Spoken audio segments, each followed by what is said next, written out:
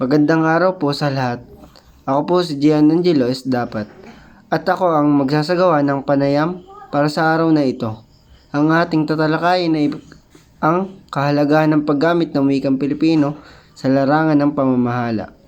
Kasama natin ngayon si Bisor Yvette De Rosario. Magandang araw po, Ma'am Yvette. Maraming salamat po sa inyong oras.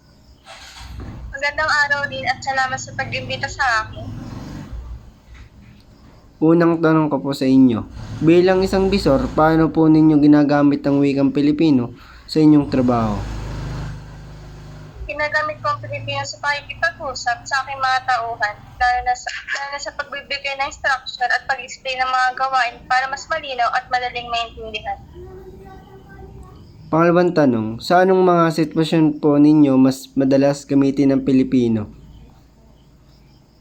Madalas ko itong gamitin kapag may meeting, orientation at lalo na kapag may kailangang ayusin na problema para mas maging komportable ang usapan.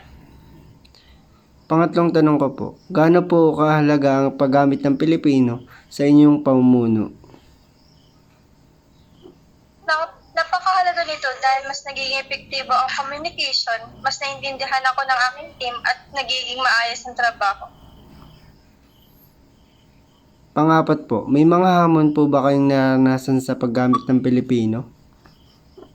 Oo, minsan may mga terminologies na mas ginagamit sa English. Pero ginagawa ang best ko na ipaliwanag ito sa simpleng Pilipino para maintindihan na lahat. Panglima po, paano po nakakatulong ang Pilipino sa relasyon sa inyong mga tauhan?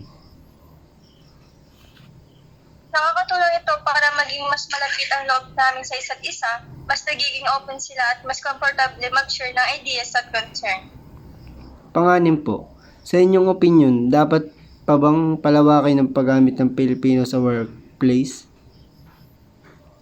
Oo, dahil mas inclusive ito. Hindi dahil lahat ay sanay sa English, kaya mas mabuting gamitin ang Pilipino para walang maiwan sa komunikasyon. Number 7 po, ano po ang may papayo ninyo sa mga gustong maging leader o bisor? Mahalaga ang malinaw na komunikasyon, gumamit ng wikang maintindihan ng lahat, at maging approachable para mas maayos ang samahan ng trabaho. Maraming salamat po, Ma'am Yvette De Rosario, sa inyong pagbabahagi.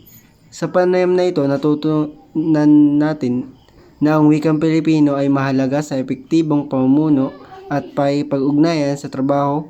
Muli, ako po si Gian Angelo S. Dapat. Maraming salamat po sa inyong pakikinig.